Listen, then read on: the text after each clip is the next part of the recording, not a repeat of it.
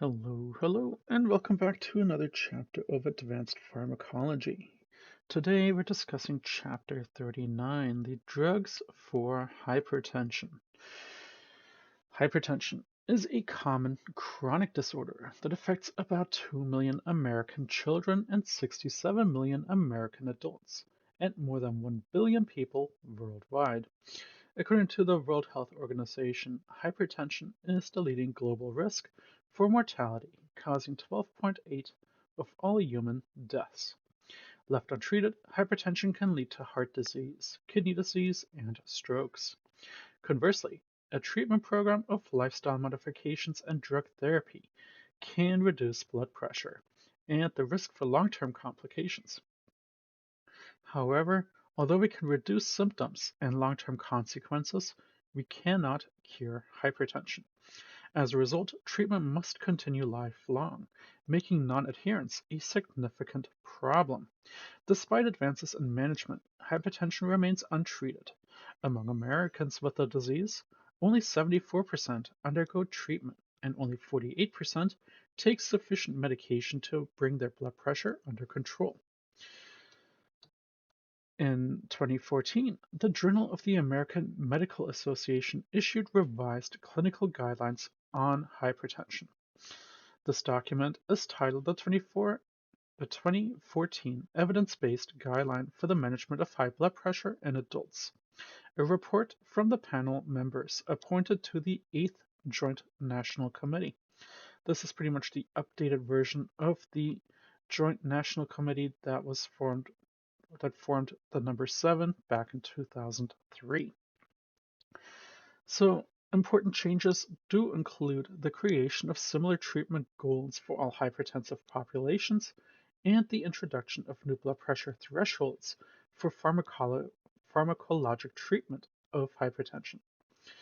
Throughout this chapter, clinical practice recommendations reflect those in 2014 hypertension guidelines, except where it is noted otherwise. So there are some, changes to be noted. Here's a good spot in that table where you can see if you want to pause to review the different changes. Basic considerations in hypertension. In this section, we consider 3 issues: the classification of blood pressure based on values for systolic and diastolic pressure, types of hypertension, and lastly, the damaging effects of chronic hypertension. So the classification of blood pressure. Again, the 03 JNC7 defined 4 blood pressure categories: normal, prehypertensive, stage 1, and stage 2. This scheme differs significantly from the 2014 hypertension guideline, which no longer separates hypertension into different categories. In 2014 hypertension guidelines, in patients 60 years or older, the treatment of hypertension should be initiated at a systolic blood pressure greater than 150 millimeters of mercury, or a diastolic blood pressure of 90 millimeters of mercury. In patients younger than 60, the pharmacologic treatment of hypertension should start at greater than 140 systolically and greater than 90 diastolically. These guidelines include patients with chronic kidney disease and diabetes. In the JNC7, these patient populations were treated differently. This is no longer the case. So, the types of hypertension. There are 2 broad categories of hypertension: primary and secondary. Primary is by far the most common form of hypertension. Less than 10% of people with hypertension have the secondary form. So speaking on the primary form, primary hypertension is defined as hypertension that has no identifiable cause. A diagnosis of primary hypertension is made by ruling out probable specific causes of blood pressure elevation. Primary hypertension is a chronic, progressive disorder. In the absence of treatment, patients will receive and experience a continuous gradual rise in blood pressure over the rest of their lives. In the US, primary hypertension affects about 30% of adults. However, not all groups are at equal risk. Older people are at higher risk than younger people. African Americans are at higher risk than the Caucasian American. and postmenopausal women are at higher risk than the premenopausal women. Your secondary hypertension. Secondary hypertension is defined as an elevation of blood pressure brought on by an identifiable primary cause. Because secondary hypertension results from an identifiable cause, it may be possible to treat the cause directly, rather than relying on antihypertensive drugs for symptomatic relief. As a result, some individuals can actually be cured. For example, if hypertension occurs secondary to pheochromocytoma, surgical removal of the tumor may produce a permanent cure. When cure is not possible, however, secondary hypertension can be managed with the same medication regimen as a primary hypertension. The consequences of hypertension. Chronic hypertension is associated with increased morbidity and mortality. Left untreated, prolonged elevation of blood pressure can lead to heart disease, renal dysfunction, and strokes. The degree of injury is directly related to the degree of pressure elevation. The higher the pressure, the greater the risk. Among people 40 to 70 years old, the risk for cardiovascular disease is doubled for each 20 millimeters of mercury increase in systolic and 10 millimeters of mercury increase in diastolic. Beginning at 115/75 and continuing through 185/155, for people older than 50 years, elevated systolic blood pressure poses a greater risk than elevated diastolic blood pressure. For patients of all ages, hypertension-related deaths result largely from a cerebral hemorrhage, renal failure, heart failure, and myocardial infarction. Unfortunately, despite its potential for serious harm, hypertension usually remains asymptomatic until long after injury already has begun to develop. As a result, the disease can exist for years before overt pathology is evident. Because injury develops slowly and progressively, and because hypertension rarely causes discomfort, many people who have the disease don't even know it. Furthermore, many people who do know it forego treatment anyway, largely because hypertension doesn't make them feel bad, that is, until it is too late. So the management of chronic hypertension. In this section, we consider treatment for chronic hypertension. We begin by addressing patient evaluation and other basic issues, after which we discuss the two modes of management, whether it's lifestyle modification and drug therapy. So, basic considerations, the diagnosis. Diagnosis should be based on several blood pressure readings, not just one. If an initial screening shows a blood pressure is elevated, measurements should be repeated on 2 subsequent office visits. At each visit, 2 measurements should be made at least 5 minutes apart. The patient should be seated in a chair and not on an exam table, with his or her feet on the floor. High readings should be confirmed in the contralateral arm. If the mean of all readings show that a systolic blood pressure is indeed greater than 140, or that a diastolic blood pressure is greater than 90, a diagnosis of hypertension can be made. Ideally, diagnosis would be based on the ambulatory blood pressure monitoring, because office-based measurements are often abnormally high, causing individuals to be diagnosed with hypertension when they don't really have it. In contrast, when blood pressure is measured with ambulatory blood pressure monitoring, false positive diagnosis can be avoided. Accordingly, some experts recommend that office-based measurements be used only for screening and that treatment be postponed until the diagnosis can be confirmed using an ambulatory blood pressure monitoring. In this way, the risk and expense of unnecessary treatment can be avoided. Benefits of lowering blood pressure. Multiple clinical trials have demonstrated unequivocally that when the blood pressure of hypertensive individuals is lowered, morbidity is decreased and life is prolonged. Treatment reduces the incidence of a stroke by 35 to 40%, MI by 25 to 25%, and heart failure by more than 50%. Although reductions in morbidity are not as dramatic, they are nonetheless significant. Among patients with stage 1 hypertension plus additional cardiovascular risk factors, one death would be prevented for every 11 patients who reduced their systolic blood pressure by 12 millimeters of mercury for a period of 10 years. And among those with hypertension plus cardiovascular disease or target organ damage, one death would be prevented for every 9 patients who achieved that same 12 millimeters of mercury reduction in pressure. The patient evaluation. Evaluation of patient with hypertension has two major objectives. Specifically, we must for 1. The identifiable cause of hypertension, and 2. Factors that increase cardiovascular risk. To aid in evaluation, diagnostic tests are required. So, hypertension with a treatable cause. Again, as discussed previously, some forms of hypertension result from a treatable cause. For instance, Cushing's syndrome, pheochromocytoma, and the use of oral contraceptives. Patients should be evaluated for these causes and managed appropriately.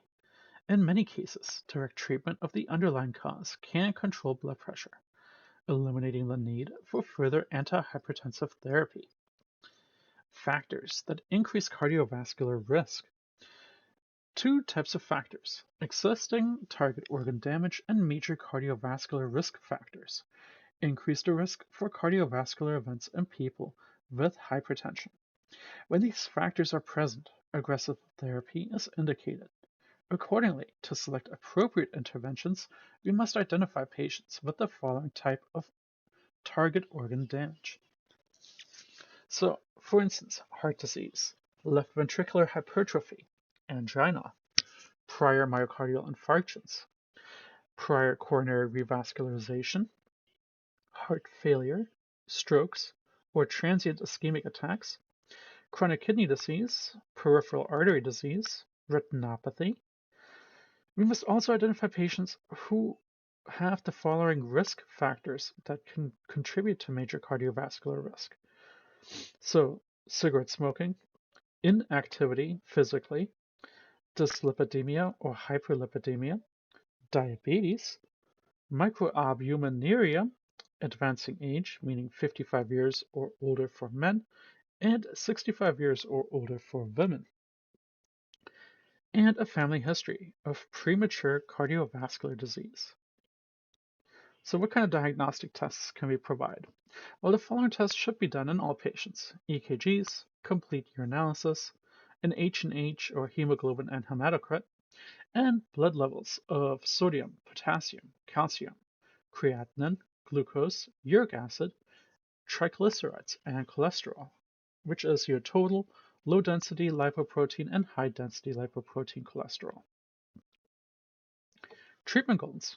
The ultimate goal is treating hypertension is to reduce cardiovascular and renal morbidity and mortality. Hopefully, this can be accomplished without decreasing the quality of life with the drugs employed. For patients that are younger than 60 years of age, the goal is to maintain a systolic blood pressure below 140 and a diastolic below 90. For patients that are 60 years or older, the goal is to maintain a systolic below 150 and diastolic below 90. So, our therapeutic interventions. We can reduce blood pressure in two ways. We can implement healthy lifestyle changes, and we can treat with antihypertensive drugs. For all patients, a combination of lifestyle changes and drugs are indicated. Lifestyle changes and drug therapy are discussed in detail next. So, lifestyle modifications. Lifestyle changes offer a multiple cardiovascular benefit with little cost and minimal risk. When implemented before hypertension develops, they may actually prevent hypertension. When implemented after hypertension has already developed, they can help lower blood pressure, possibly decreasing or eliminating the need for medications. Lastly, lifestyle modifications can decrease other cardiovascular risk factors. Accordingly, all patients should be strongly encouraged to adopt a healthy lifestyle. The key components are discussed next. So the first being a sodium restriction. Reducing sodium chloride or salt intake can lower blood pressure in people with hypertension and can help prevent overt hypertension in those with prehypertension. In addition, salt restrictions can enhance the hypotensive effects of drugs. However, the benefits of sodium restriction are both small and short lasting. Over time, blood pressure returns to its original level, despite continued salt restriction. Nonetheless, the Department of Health and Human Services created a 2015 to 2020 dietary guideline for Americans recommend that all people with hypertension consume no more than 2,300 milligrams of sodium a day. To facilitate salt restriction, patients should be given information on salt content of food. Experts, however, disagree about the relationship between a salt intake and blood pressure in a normotensive patient. In particular, they disagree as to whether a high salt diet causes hypertension. For people with a normal blood pressure, a low salt diet may be considered healthy or unnecessary, depending on the expert that you consult. The DASH eating plan. Two studies have shown that we can reduce blood pressure by adopting a healthy diet, known as the dietary approach to stop hypertension. The DASH eating plan. This diet is rich in fruits, vegetables, and low-fat dairy products, and low in total fat, saturated fats, and cholesterol. In addition, the plan encourages intake of whole grain products, fish, poultry, and nuts, and recommends a minimal intake of red meat and sweets. If you want to learn more about the DASH diet, there is a website that you can look at here. And I'll leave it up for just a moment so you can pause. Your alcohol restriction. Excessive alcohol consumption can raise blood pressure and create resistance to antihypertensive drugs. Accordingly, patients should limit alcohol intake. Most men should consume no more than 1 ounce per day. Women and lighter weight men should consume no more than 0.5 ounces per day. 1 ounce of ethanol is equivalent to about 2 mixed drinks, 2 glasses of wine, or 2 cans of beer. So, aerobic exercise. Regular aerobic exercising, walking, swimming, cycling, can reduce blood pressure by about 10 millimeters of mercury. In addition, exercise reduces the risk for cardiovascular disease and reduces all causes of mortality. In your normotensive people, exercise decreases the risk for developing hypertension. Accordingly, patients should be encouraged to develop an exercise program if they have not already done so. An activity as simple as a brisk walk for 30 to 45 minutes most days of the week is already beneficial. Smoking cessation. Smoking is a major risk factor for all cardiovascular disease. Each time a cigarette is smoked, blood pressure rises. In patients with hypertension, smoking can reduce the effects of antihypertensive drugs. Clearly, all patients who smoke should be strongly encouraged to quit. As a rule, the use of nicotine replacement products does not elevate blood pressure. The cardiovascular benefit of quitting becomes evident within 1 year. Weight loss. Weight loss can reduce blood pressure in 60 to 80% of overweight hypertensive individuals and can enhance responsiveness to antihypertensive drugs. Consequently, a program of weight management and exercise is recommended for patients who are overweight. The maintenance of potassium and calcium intake. Potassium has a beneficial effect on blood pressure. In patients with hypertension, potassium can lower blood pressure. In normotensive people, high potassium intake helps protect against hypertension, whereas low intake elevates blood pressure. For optimal cardiovascular effects, all adults older than 14 years should take a 4,700 milligram of potassium a day. Preferred sources are fresh fruit and vegetables. If hypokalemia develops secondary to diuretic therapy, dietary intake may be insufficient to correct this problem. In this case, the patient may need to use a potassium supplement, a potassium-sparing diuretic, or a potassium-containing salt substitute. Although adequate calcium is needed for overall good health, the effect of calcium on blood pressure is only modest. In epidemiologic studies, high calcium intake is associated with a reduced incidence of hypertension. Among patients with hypertension, a few may be helped by increasing their calcium intake. To maintain good health, calcium intake should be at least 1,300 milligrams per day for an adult that is older than 14. Drug therapy. Drug therapy, together with lifestyle modifications, can control blood pressure in all patients with chronic hypertension. The decision to use drugs should be the result of collaboration between the prescriber and patient. We have a wide assortment of antihypertensive drugs. Again, consequentially, for most patients, it should be possible to establish a program that is effective and yet devoid of objectable side effects. So, our prototype drugs for hypertension. The diuretics will touch base on the hydrochlorothiazide as well as spironolactone, so HCTZ and aldactone. For the beta-adrenergic blockers, we'll talk about metoprolol. The inhibitors of the renin-angiotensin-aldosterone system, or RAS system, will speak specifically on captopril, losartan, aliskiren, and eplerenone. And then for the calcium channel blockers, the big ones we'll talk about are verapamil and nifedipine. So, the review of blood pressure control. Before discussing the antihypertensive drugs, we need to review the major mechanism by which blood pressure is controlled. This information will help you understand the mechanism by which the drug works. So, the principal determinants of blood pressure. The principal determinants of blood pressure is shown in figure 39.1. As indicated, your arterial pressure is the product of cardiac output and peripheral resistance.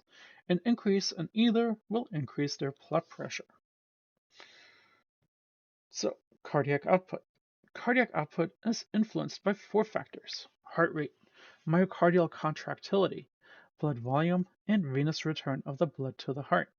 An increase in any of these will increase cardiac output, thereby causing blood pressure to rise. Conversely, a decrease in these factors will make blood pressure fall. Therefore, to reduce your blood pressure, we might give a beta blocker to reduce the cardiac output or a diuretic to reduce the blood volume. Or we can give a venodilator to reduce venous return. Peripheral vascular resistance. Vascular resistance is increased by arteriolar constriction. Accordingly, we can reduce blood pressure with drugs that promote arterial dilation. So, systems that help regulate blood pressure. Having established that blood pressure is determined by the heart rate, myocardial contractility, blood volume, and venous return, and arteriolar constriction, we can now examine how these factors are regulated. Three regulatory systems are of particular significance: the sympathetic nervous system, the renin-angiotensin-aldosterone system, and the kidneys. Starting off with the sympathetic baroreceptor reflex, the sympathetic nervous system employs a reflex circuit, the baroreceptor reflex, to keep their blood pressure at a preset level. The circuit operates as follows. Baroreceptors in the aortic arch and carotid sinus sense blood pressure and relay this information to the brainstem. When the blood pressure is perceived too low, the brainstem sends impulses along the sympathetic nerves to stimulate the heart and blood vessels. When blood pressure then is elevated by the activation of beta-1 receptors in the heart, resulting in an increase in cardiac output, and the activation of vascular alpha receptors, resulting in vasoconstriction. And lastly, when blood pressure then has been restored to an acceptable level, sympathetic stimulation of the heart and vascular smooth muscle subsides. The baroreceptor reflex frequently opposes our attempts to reduce blood pressure with drugs. Opposition occurs because the set point of the baroreceptor is high in people with hypertension. That is, the baroreceptors are set to perceive excessively high blood pressure as normal. As a result, the system operates to maintain blood pressure at pathologic levels. Consequently, when we attempt to lower blood pressure using drugs, the reduced pressure is interpreted by the baroreceptors as below what it should be, and in response, signals are sent along sympathetic nerves to correct the reduction. These signals produce reflex tachycardia and vasoconstriction, responses that can counteract the hypotensive effects of drugs. Clearly, if treatment is to succeed, the regimen must be compensated for the resistance offered by this reflex. Taking a beta blocker will block reflex tachycardia, can be an effective method for compensation. Fortunately, when blood pressure has been suppressed with drugs for an extended time, the baroreceptors become reset at this lower level. However, as therapy proceeds, sympathetic reflexes offer progressively less resistance to the hypotensive effects of medication. The renin-angiotensin-aldosterone system, the RAS, can elevate blood pressure, negating the hypotensive effects of drugs. The RAS is discussed in Chapter 36 and reviewed briefly here. So, the RAS elevates blood pressure, beginning with the release of renin from the juxtaglomerular cells of the kidneys. These cells release renin in response to the reduced renal blood flow, reduced blood pressure, and activation of beta-1 adrenergic receptors on the cell surface. After its release, renin catalyzes the conversion of angiotensinogen into angiotensin-1, which is a weak vasoconstrictor. After this, angiotensin-converting enzyme, or ACE, acts on angiotensin-1 to form angiotensin-2, a compound that constricts systemic and renal blood vessels. Constriction of systemic blood vessels elevates blood pressure by increasing peripheral resistance. Constriction of renal blood vessels elevates blood pressure by reducing glomerular filtration, which causes the retention of salt and water, which in turn increases blood volume and blood pressure. In addition to causing vasoconstriction, angiotensin-2 causes the release of aldosterone from the adrenal cortex. Aldosterone acts on the kidneys to further increase retention of sodium and water. Because drug-induced reductions in blood pressure can activate the RAS, the system can counteract the effect we are trying to achieve. We have 5 ways to cope with this problem. First, we can suppress renin release with beta blockers. Second, we can prevent the conversion of the angiotensinogen to angiotensin-1 with a direct renin inhibitor. Third, we can prevent the conversion of angiotensin-1 into angiotensin-2 with an ACE inhibitor. Fourth, we can block receptors for angiotensin-2 with an angiotensin-2 receptor blocker. And lastly, we can block receptors for aldosterone with an aldosterone antagonist. Renal regulation of blood pressure. Again, it was discussed in Chapter 34 that kidneys play the central role in long-term regulation of blood pressure. When blood pressure falls, your glomerular filtration rate falls too, thereby promoting the retention of sodium, chloride, and water. The resultant increase in blood volume increases venous return to the heart, causing an increase in cardiac output, which in turn increases arterial pressure. We can neutralize the renal effects of blood pressure with a diuretic. Hypertensive mechanisms, sites of drug action, and effects produced. As discussed previously, drugs can lower blood pressure by reducing heart rate, myocardial contractility, blood volume, venous return, and the tone of arteriolar smooth muscle. In this section, we survey the principal mechanisms by which drugs produce these effects. The major mechanisms for lowering blood pressure are shown in the following figure and table. The figure depicts the principal sites at which antihypertensive drugs act.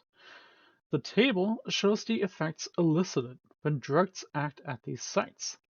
The numbering system used in the following text correspond with the used figures. So here are some excellent spaces to hit pause so you can review how each works. And then also if you need to look at the antihypertensive effects elicited by drug actions and their specific sites. Again, a good spot to hit pause. But we will also be discussing each in their own term. So, brainstem.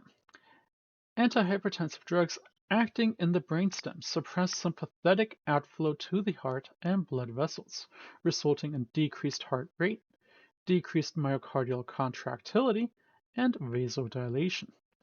Vasodilation contributes the most to reducing blood pressure. Dilation of arterioles reduces blood pressure by decreasing vascular resistance. Dilation of veins reduces blood pressure by decreasing venous return to the heart. The sympathetic ganglia. Ganglionic blockade reduces sympathetic stimulation of the heart and blood vessels. Antihypertensive effects result primarily from dilation of arterioles and veins. Ganglionic blocking agents produce such a profound reduction in blood pressure that they are used rarely, and then only for hypertensive emergencies. Because use is so limited, the last one available, mecamylamine, was voluntarily withdrawn from the US market back in 2009. Terminals of the adrenergic nerves.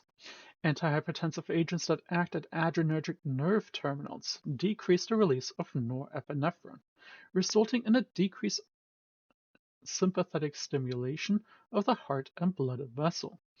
These drugs, known as adrenergic neuron blocking agents, are used only rarely. In the US, reserpine is the only drug in this class still on the market. Your beta-adrenergic receptors on the heart. The blockade of cardiac beta-1 receptors prevents sympathetic stimulation of the heart. As a result, heart rate and myocardial contractility decline. Alpha-adrenergic receptors on the blood vessels. Blockade of vascular alpha receptors promotes the dilation of arterioles and veins. Arteriolar dilation reduces peripheral resistance. Venous dilation reduces venous return to the heart. Vascular smooth muscle. Several antihypertensive drugs act directly on vascular smooth muscle to cause relaxation. One of these agents, sodium nitroprusside, is used only for hypertensive emergencies. The rest are used for chronic hypertension. Renal tubules. Diuretics act on the renal tubules to promote salt and water excretion. As a result, blood volume declines, causing blood pressure to fall. The components of the RAS system, so 8A through E. The beta receptors on juxtaglomerular cells. The blockade of beta-1 receptors on juxtaglomerular cells suppresses release of renin. The resultant decrease in angiotensin II levels has three effects: peripheral vasodilation, renal vasodilation, and the suppression of aldosterone-mediated volume expansion. Renin. Inhibition of renin decreases the conversion of angiotensinogen into angiotensin I, and thereby suppresses the entire RAS. The result is peripheral vasodilation, renal vasodilation, and suppression of aldosterone-mediated volume expansion. Angiotensin-converting enzyme, inhibitors of ACE, suppresses the formation of angiotensin II. The result is peripheral vasodilation, renal vasodilation, and the suppression of aldosterone-mediated volume expansion. Angiotensin II receptors. The blockade of angiotensin II receptors prevents the actions of angiotensin II. Therefore, the blockade results in peripheral vasodilation, renal vasodilation, and the suppression of aldosterone-mediated volume expansion. And finally, aldosterone receptors. The blockade of aldosterone receptors in the kidney promotes the excretion of sodium and water and therefore reduces blood volume. Classes of antihypertensive drugs. In this section, we consider the principal drugs employed to treat chronic hypertension. drugs for hypertensive emergencies and hypertensive disorders of pregnancy are considered separate. Diuretics. Diuretics are a mainstay of antihypertensive therapy.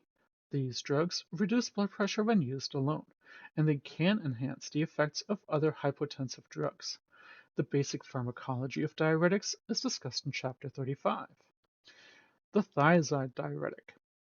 Thiazide diuretics, your hydrochlorothiazide and chlorothalidone, are first-line drugs for hypertension. They reduce blood pressure by two mechanisms: the reduction of blood volume and reduction of arterial resistance.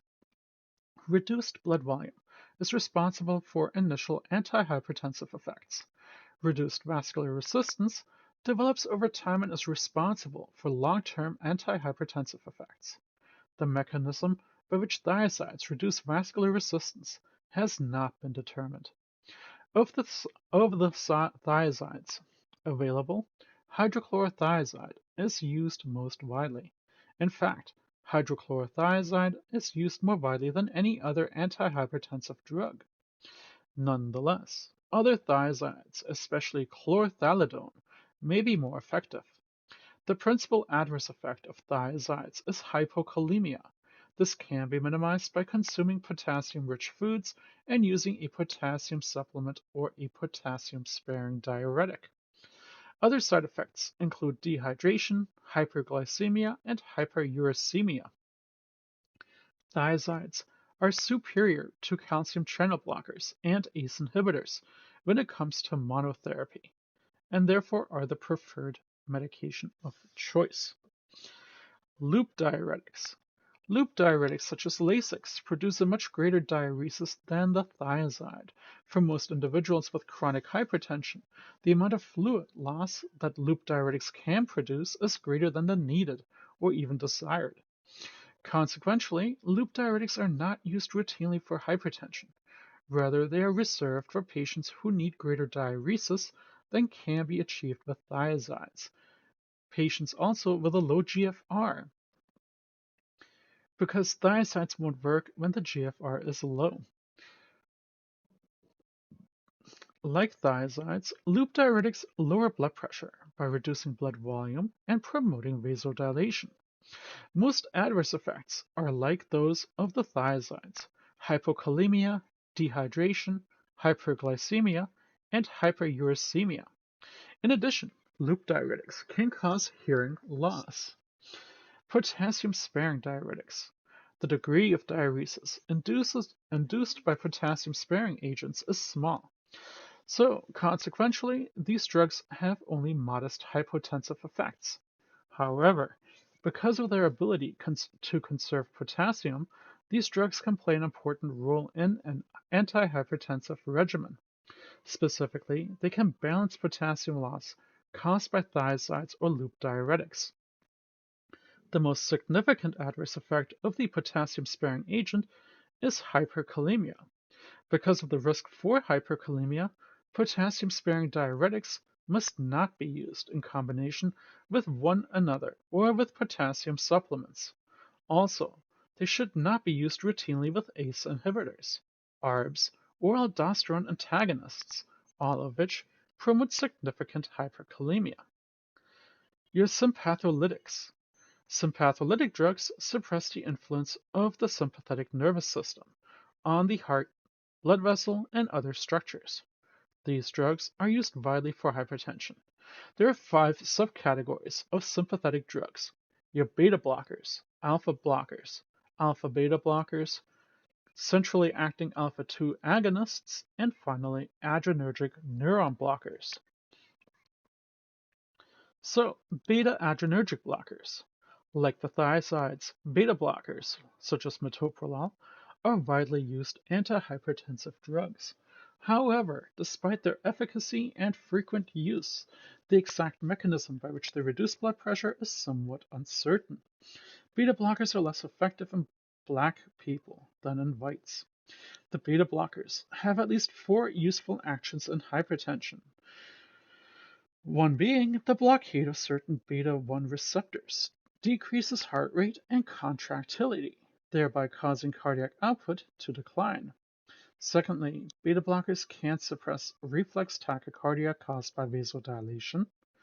Third, the blockade of beta-1 receptors on juxtaglomerular cells of the kidneys reduces the release of renin, and therefore reduces angiotensin II-mediated vasoconstriction and aldosterone-mediated volume expansion.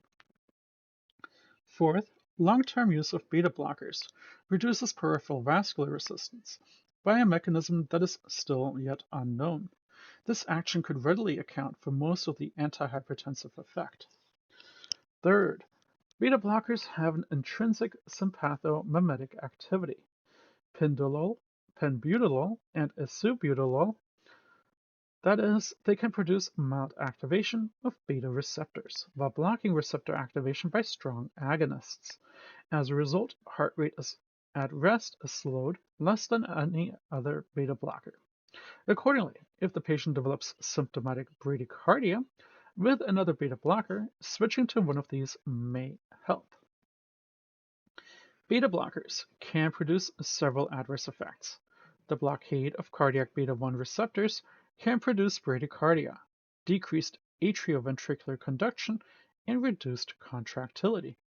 Consequentially, beta blockers should not be used by patients with sick sinus syndrome or second or third degree heart block, and must be used with care in patients who have heart failure.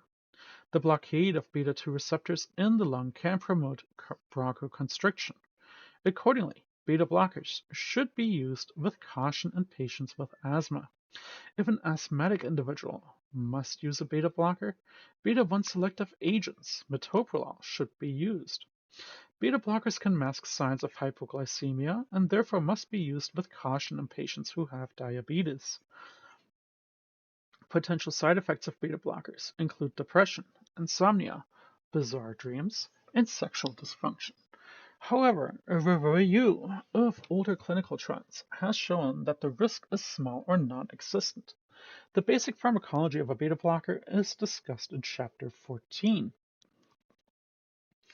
Your alpha blockers. The alpha blocker, such as your doxazosin or terazosin, prevents the stimulation of alpha-1 receptors on arterioles and veins, thereby preventing sympathetically mediated vasoconstriction.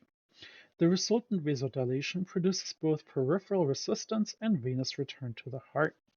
The most disturbing side effect of an alpha blocker is orthostatic hypotension.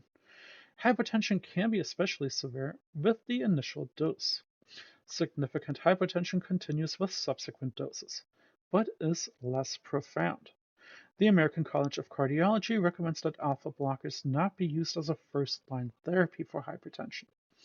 In a huge clinical trial known as the Antihypertensive and Lipid-Lowering Treatment to Prevent Heart Attacks trial, in which doxazosin was compared with chlorothiazide, patients taking doxazosin experienced 25% more cardiovascular events and were twice as likely to be hospitalized for heart failure.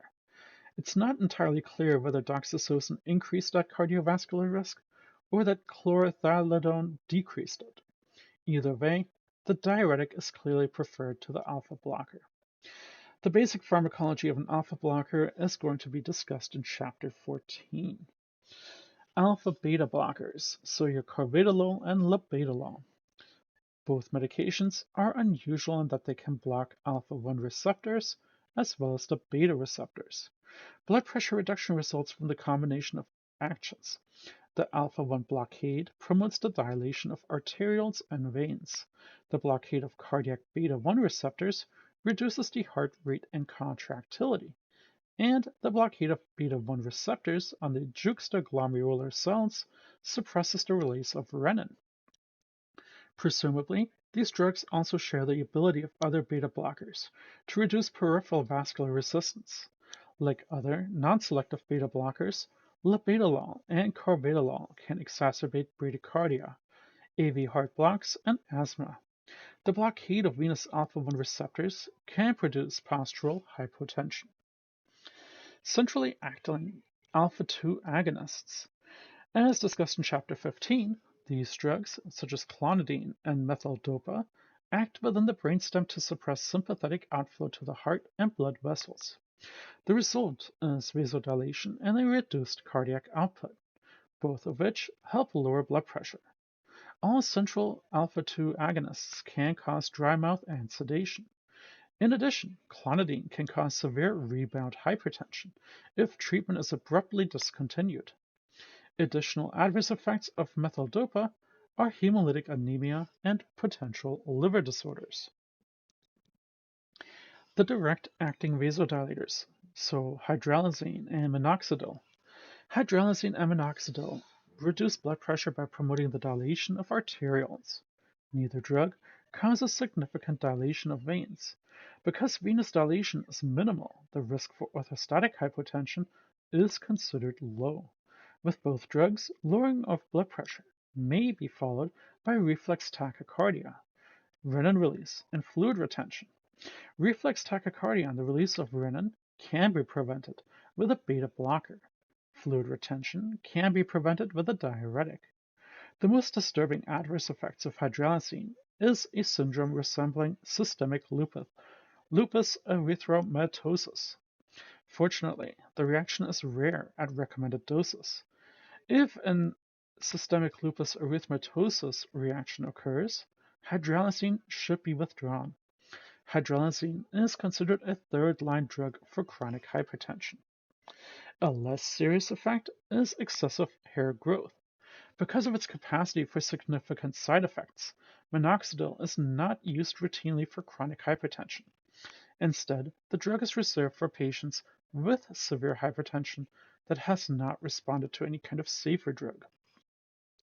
The basic pharmacology of hydralazine and minoxidil will be discussed in closer detail in Chapter 38. A black box warning on minoxidil. Minoxidil can promote pericardial effusions that in some cases progresses to cardiac tamponade. Calcium channel blockers. The calcium channel blockers fall into two groups: your dihydropyridines, such as your nifedipine, and your non-dihydropyridines, so your verapamil and diltiazem. Drugs in both groups promote the dilation of arterioles. In addition, verapamil and diltiazem have direct suppressant effects on the heart. Like other vasodilators, calcium channel blockers can cause reflex tachycardia.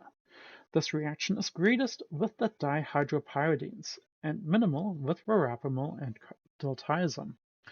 Reflex tachycardia is low with verapamil and diltiazem because of the cardiosuppression. Because dihydropyridines do not block calcium channel or cardiac calcium channels rather, reflex tachycardia with these drugs can be substantial. Again, because of their ability to compromise cardiac performance, verapamil and diltiazem must be used cautiously in patients who have bradycardia, heart failure, or atrioventricular heart blocks. These precautions do not apply to dihydropyridines. The immediate-release formulation of nifedipine has been associated with increased mortality in patients with MI and unstable angina. As a result, the National Heart, Lung, and Blood Institute have recommended that the use of immediate-release nifedipine be discontinued for treatment of hypertensive emergencies. The basic pharmacology of a calcium channel blocker is discussed in Chapter 37. Drugs that suppress the RAS system. Because RAS plays an important role in controlling blood pressure, drugs that suppress the system, especially those ACE inhibitors, have a significant role in controlling hypertension. The pharmacology behind these drugs is discussed in Chapter 36. Your ACE inhibitors, captopril and enalapril, lower blood pressure by preventing the formation of angiotensin-2, and therefore prevent angiotensin-2 mediated vasoconstriction and aldosterone-mediated volume expansion.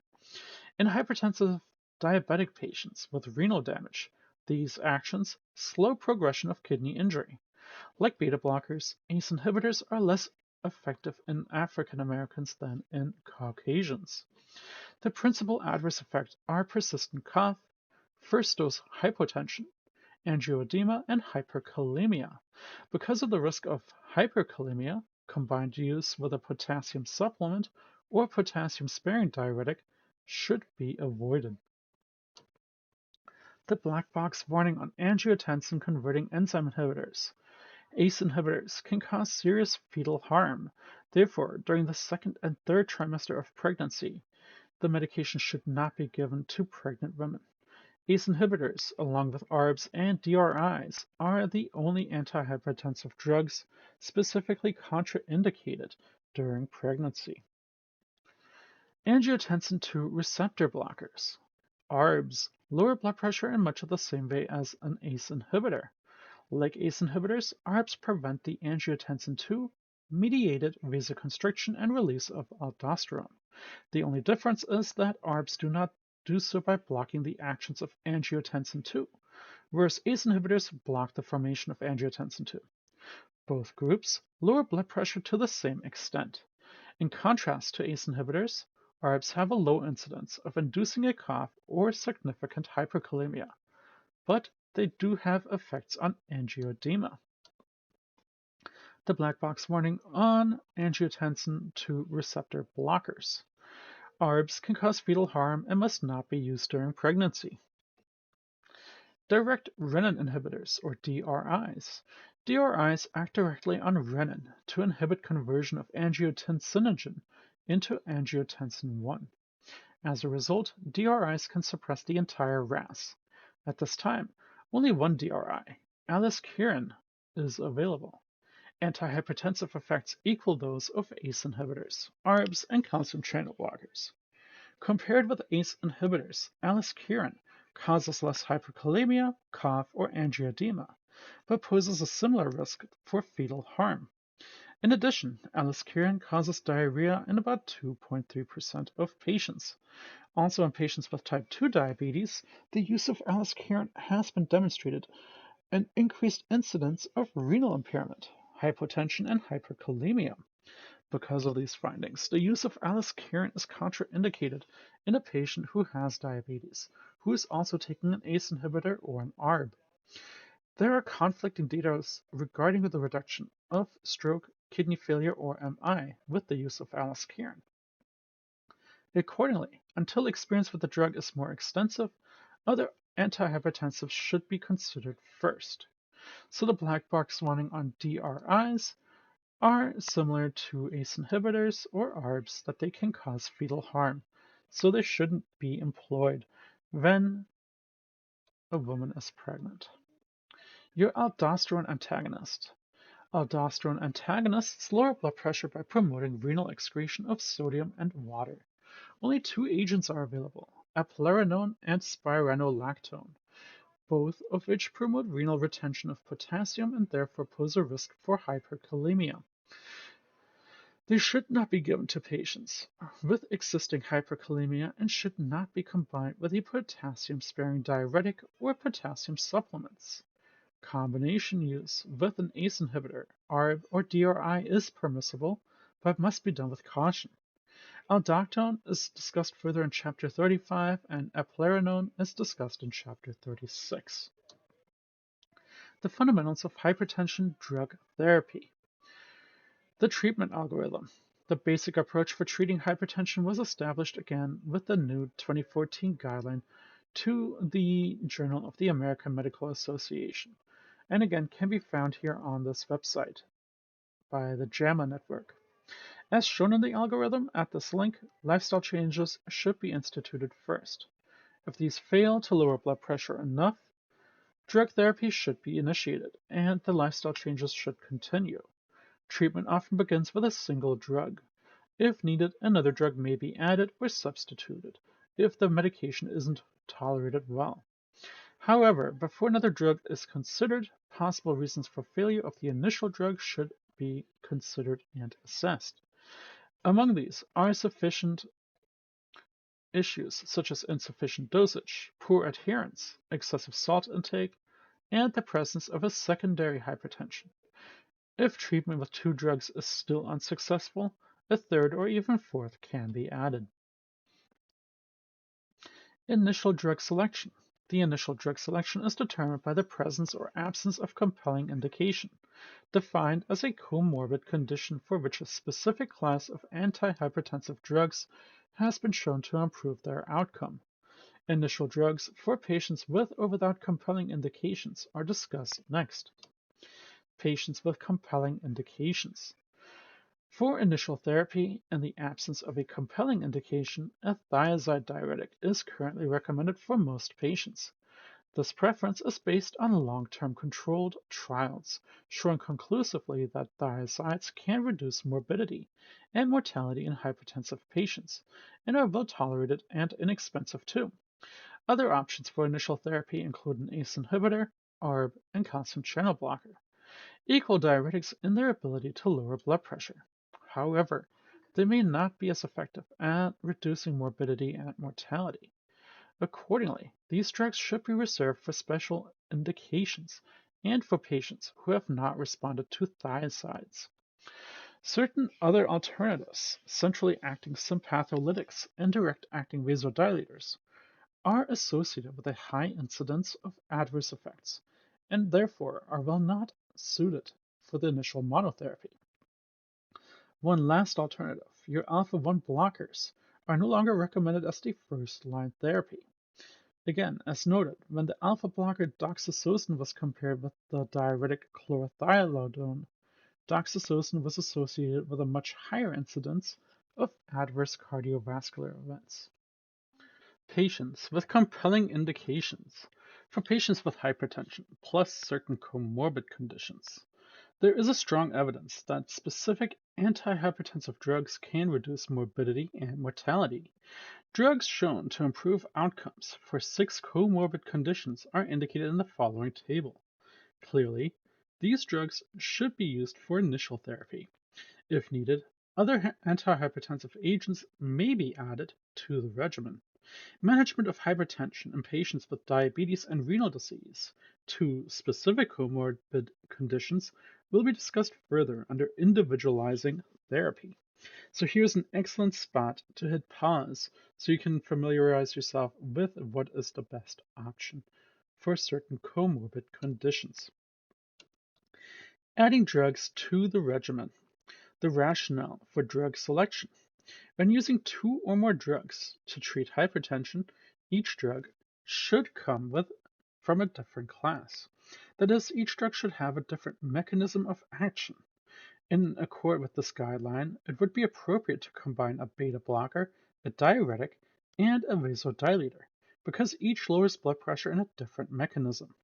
In contrast, it would be inappropriate to combine 2 thiazide diuretics or 2 beta blockers, or 2 vasodilators. The benefit of multi-drug therapy. Treatment with multiple drugs offers significant benefits. First, by employing drugs that have different mechanisms, we can increase the chance of success targeting blood pressure at several sites, which is likely to be more effective than targeting at one specific site. Second, when drugs are used in combination, each can be administered in a lower dosage than would be possible if it were used alone. As a result, both the frequency and the intensity of the side effects are reduced.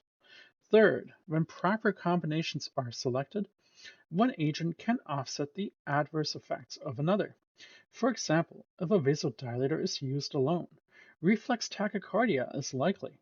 However, if a vasodilator is combined with a beta blocker, reflex tachycardia will be minimal. Dosing. For each drug in the regimen, dosage should be low initially and then gradually increased. For most people with chronic hypertension, the disease poses no immediate threat. Therefore, there is no need to lower blood pressure rapidly using large doses. Also, when blood pressure is reduced slowly, baroreceptors gradually reset to the new lowered pressure. As a result, sympathetic reflexes offers less resistance to the hypotensive effects of therapy. Finally, because there is no need to drop blood pressure rapidly, and because higher doses carry a higher risk for adverse effects, use of high initial doses would needlessly increase the risk for adverse effects. The step-down therapy. After blood pressure has been controlled for at least 1 year, an attempt should be made to reduce dosage and the number of drugs in the regimen. Of course, lifestyle modifications should continue. When reductions are made slowly and progressively, many patients are able to maintain their blood pressure with less medication, and some may be maintained with no medication at all. If a drug is discontinued, regular follow-up is essential because blood pressure usually returns to hypertensive levels, although it may take several years to do so. Individualizing therapy. Patients again with comorbid conditions. Comorbid conditions complicate treatment. Two conditions that are especially problematic is renal disease and diabetes, which we'll discuss here. The preferred drugs for patients with these comorbid conditions are shown in the following table. Drugs to avoid in patients with specific comorbid conditions are summarized in the following table after that. So here's an excellent spot to hit pause so you can hit the comorbid conditions that require caution or cautious use or complete avoidance of certain antihypertensive drugs. Renal disease. Nephrosclerosis, secondary to hypertension, is among the most common cause of progressive renal disease. Pathophysiologic changes include the degeneration of renal tubules and fibrotic thickening of the glomeruli, both of which contribute to renal insufficiency. Nephrosclerosis sets the stage for a downward spiral. Renal insufficiency causes water retention, which in turn causes blood pressure to rise higher, which in turn promotes even more renal injury, and so forth. Accordingly, early detection and treatment is essential. To slow progression of renal damage, the most important action is to lower that blood pressure. As with other populations, the target blood pressure in patients younger than 60 years of age should be 140 over 90, or lower than 150 over 90 in a patient that is older than 60. Although all classes of antihypertensive agents are effective in nephrosclerosis, ACE inhibitors and ARBs work best. Therefore, in the absence of contraindication, all patients should get one of these drugs. In most cases, a diuretic is also used. In patients with advanced renal insufficiency, thiazide diuretics are ineffective. Therefore, loop diuretics ought to be employed. Potassium-sparing diuretics should be avoided. So diabetes. In a patient with diabetes, the target blood pressure is the same as with any other patient population with special indications. Preferred antihypertensive drugs are ACE inhibitors, ARBs, calcium channel blockers, and diuretics, again in low doses. In patients with diabetic nephropathy, ACE inhibitors and ARBs can slow progression of renal damage and reduce albuminuria in a diabetic patient, as in non-diabetic patients. Beta blockers and diuretics can decrease morbidity and mortality. Keep in mind, however, that a beta blocker can suppress glycogenolysis and therefore mask any early signs of hypoglycemia, and therefore ought to be used with severe caution. Thiazides and loop diuretics promote hyperglycemia, and again, should be used with some care. So how do ACE inhibitors compare with calcium channel blockers in patients with hypertension and diabetes? In one large study, patients taking nisoldipine had a higher incidence of an MI than the patients taking enalapril. Because the study was not placebo-controlled, it's impossible to distinguish between the two possible interpretations. So the calcium channel blocker increased the risk for MI, or the ACE inhibitor protected against MI. Either way, it seems clear that ACE inhibitors are better than calcium channel blockers for a patient who has both hypertension and diabetes. So, patients in special populations, your African Americans or Blacks. Hypertension is a major health problem for the Black adult. Hypertension develops earlier, has a much higher incidence, and is likely to be more severe. As a result, Black people face a greater risk for heart disease, end-stage renal disease, and strokes. Compared with the general population, Blacks experience a 50% higher rate of death from heart disease and are twice as likely to die of a stroke, and are 6 times more likely to experience hypertension-related end-stage renal disease. With timely treatment, this disparity can be greatly reduced, if not eliminated. We know that blacks and whites respond equally to treatment. The primary problem is that among black people, hypertension often goes untreated until after significant organ damage has already developed. If hypertension were diagnosed and with treatment earlier, the prognosis would greatly be improved. Accordingly, it is important that blacks undergo routine monitoring of blood pressure. If hypertension is diagnosed, treatment should begin at once. Because blacks have a high incidence of salt sensitivity and cigarette use, lifestyle modifications are an important component of treatment. Black people respond better to some antihypertensive drugs than to others. Controlled trials have shown that diuretics can decrease morbidity and mortality in blacks. Accordingly, diuretics are drugs of first choice. Your calcium channel blockers and alpha and beta blockers are also effective.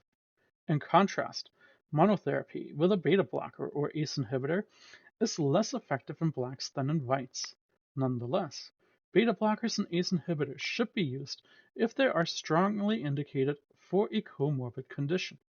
An example of this is an ACE inhibitor should be used in black patients who have type 1 diabetes with proteinuria.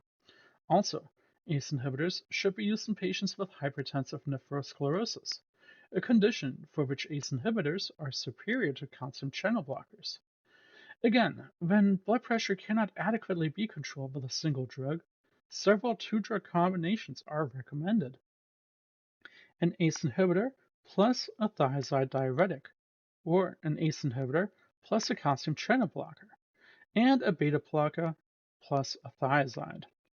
In 2014, the International Society on Hypertension on Blacks issued updated guidelines on managing hypertension in black people. The current goal remains, however, consistent with the JNC 8 guidelines of having a blood pressure of 140 over 90 and getting proper treatment. Children and adolescents. The incidence of secondary hypertension in children is much higher than in the adult population. However, efforts to diagnose and treat an underlying cause should be especially diligent.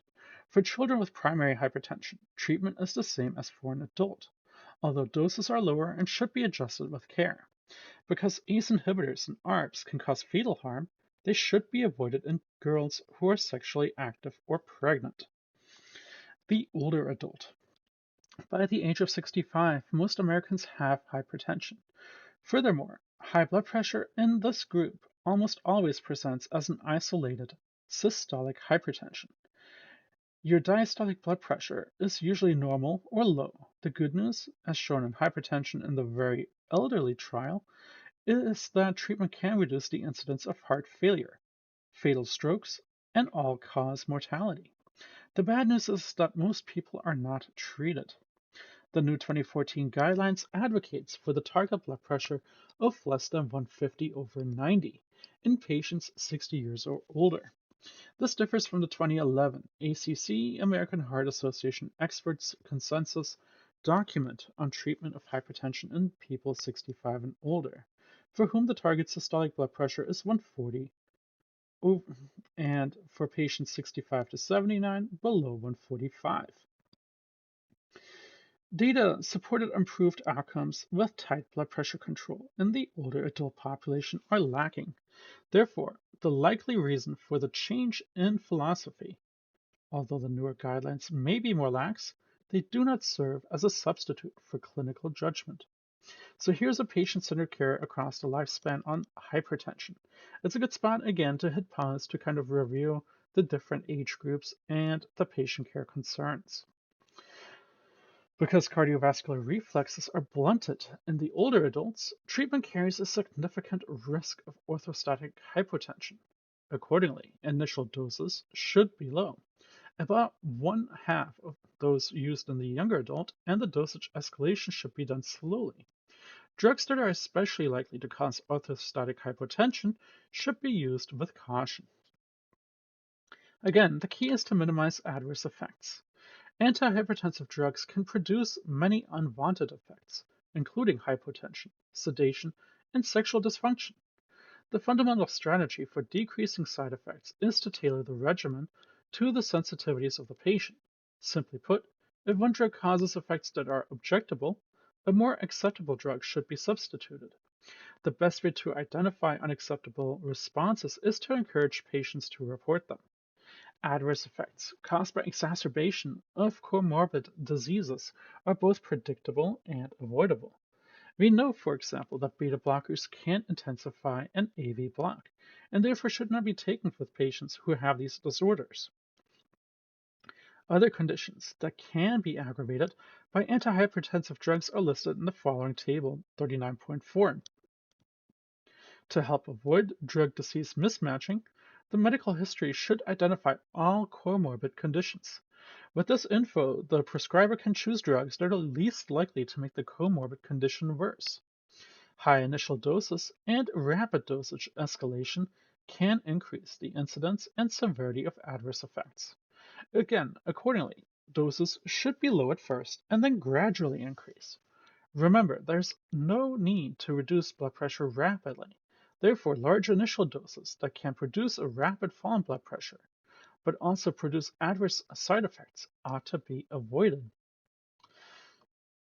Promoting adherence. The major cause for treatment failure in patients with chronic hypertension is the lack of adherence to the prescribed regimen. In this section, we consider the causes of non-adherence and discuss some of the solutions. So why is adherence so often hard to achieve? Well, much of the difficulty is that promoting adherence stems from the nature of hypertension itself.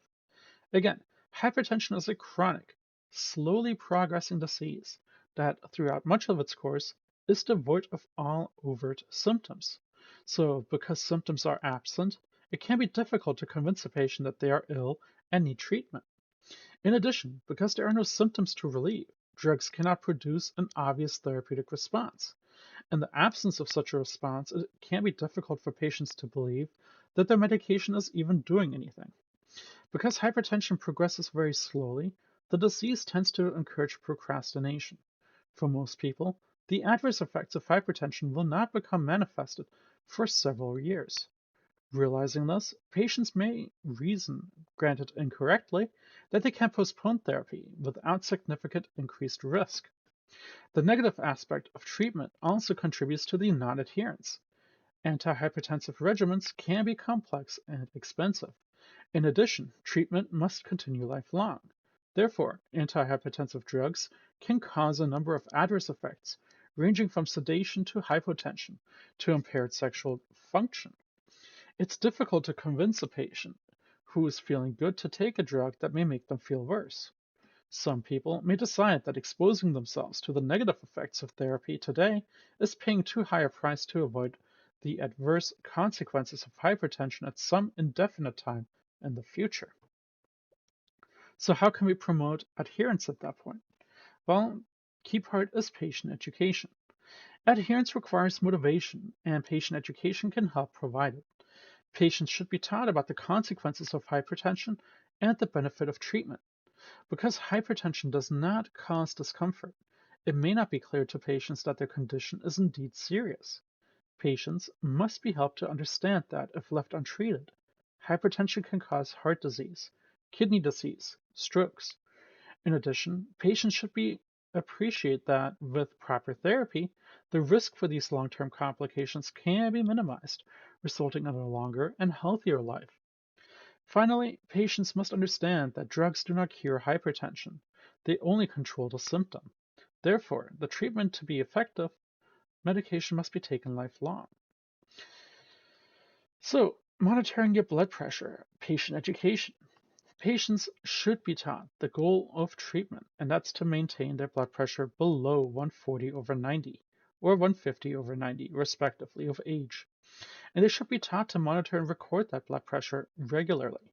They say here daily, but that seems a little unlikely. Most patients do not have a blood pressure machine at home, nor go somewhere where they are offered blood pressure management, even though it's being offered at just about every CVS, Walgreens, Walmart, where have you. This increases patient involvement and provides positive feedback that can help promote adherence. Minimizing side effects. If we expect patients to comply with long-term treatment, we must keep adverse effects to a minimum. As discussed earlier, adverse effects can be minimized by encouraging our patients to report side effects and discontinuing objectable drugs and substituting them with more acceptable ones, avoiding drugs that can exacerbate comorbid conditions, and finally using doses that are low initially and then gradually increase. The established or collaborative relationship. A patient who feels like a collaborative partner in the treatment program is more likely to comply than is the patient who feels that the treatment is being imposed upon them. Collaboration allows the patient to help set treatment goals, create treatment programs, and evaluate progress. In addition, a collaborative relationship facilitates communication about side effects. Simplifying the regimen. Antihypertensive regimens may consist of several drugs, taken multiple times a day. Such complex regimens deter adherence. Therefore, to promote adherence, the dosing schedule should be as simple as possible. After an effective regimen has been established, dosing just once or twice daily should be tried. If an appropriate combination product is available, the combination product may be substituted for its components. Other measures. Adherence can be promoted by giving positive reinforcement when therapeutic goals have been achieved. Involvement of family members can also be helpful. Also, adherence can be promoted by scheduling office visits at convenient times and by following up with appointments when they are missed. For many patients, antihypertensive therapy represents a significant economic burden. Devising a regimen that is effective but inexpensive will help that. So, drugs for hypertensive disorders of pregnancy. Hypertension is the most common complication in pregnancy, with an incidence of about 10%. When hypertension develops, it is essential that we distinguish between a chronic hypertension and the potential preeclampsia. Chronic hypertension is relatively benign, whereas preeclampsia can lead to life-threatening complications for a patient and the fetus. So, chronic hypertension. Chronic hypertension, seen in about 5% of pregnancies, is defined simply as hypertension that was present before pregnancy or that developed before the 20th week of gestation. Persistent severe hypertension carries a risk to both the patient and the fetus. Potential adverse outcomes include the placental abruption, maternal cardiac decompensation, premature birth, fetal growth delay, central nervous system hemorrhage, and renal failure. The goal of treatment is to minimize the risk for hypertension to the patient and fetus while avoiding drug-induced harm to the fetus. With the exception of ACE inhibitors, ARBs, and DRIs, antihypertensive drugs that were being taken before pregnancy can continue. However, ACE inhibitors, ARBs, and DRIs are strictly contraindicated owing to their potential for harm to the fetus. When the drug therapy is initiated during pregnancy, methyldopa and labetalol are the traditional agents of choice. These drugs have limited effects on uteroplacental and fetal hemodynamics and do not adversely affect the fetus or neonate. Regardless of the drug selected, treatment should not be too aggressive because an excessive drop in blood pressure could compromise uteroplacental blood flow. According to the guidelines issued in 2012 by the American College of Obstetricians and Gynecologists, severe hypotension requires treatment whereas mild hypertension does not. Severe hypertension is identified as a systolic greater than 160 or diastolic greater than 110, and mild hypertension is a range of 140 to 159 and diastolic 90 to 109. There is good evidence that treating severe hypertension reduces risk. In contrast, there is little evidence that treating mild hypertension offers any significant benefit. Patients who have chronic hypertension during pregnancy are at an increased risk for developing preeclampsia later. Unfortunately, reducing blood pressure does not lower this risk. So, speaking on preeclampsia and eclampsia. Preeclampsia is a multi-system disorder characterized by the combination of elevated blood pressure and proteinuria that develops after the 20th week of gestation. This disorder occurs in about 5% of pregnancies. Rarely, women with preeclampsia develop seizures. However, if seizures do develop, the condition then is termed eclampsia. Risk factors for preeclampsia include the black race, chronic hypertension, diabetes, collagen vascular disorders, and previous history of preeclampsia. The etiology of preeclampsia is complex and incompletely understood. Preeclampsia poses serious risks for the fetus and mother. Risks for the fetus include intrauterine growth restrictions, premature birth, and even death. The mother is also at risk for seizures, renal failure, pulmonary edema, stroke, and death. Management of preeclampsia is based on the severity of the disease, the status of the mother and fetus, and the length of gestation. The objective is to preserve the health of the mother and deliver an infant who will not require intensive or prolonged neonatal care. Success requires close maternal and fetal monitoring, although drugs can help reduce blood pressure. Delivery is the only cure. The management of mild preeclampsia is controversial and depends on the duration of gestation. If preeclampsia develops near term and if fetal maturity is certain, induction of labor is advised. However, if mild preeclampsia develops earlier in gestation, experts disagree about what to do. Suggested measures include bed rest, prolonged hospitalization, treatment with antihypertensive drugs, and prophylaxis with an anticonvulsant.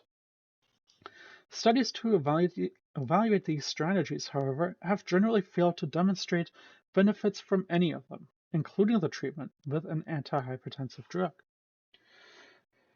The definitive intervention for severe preeclampsia, however, is delivery.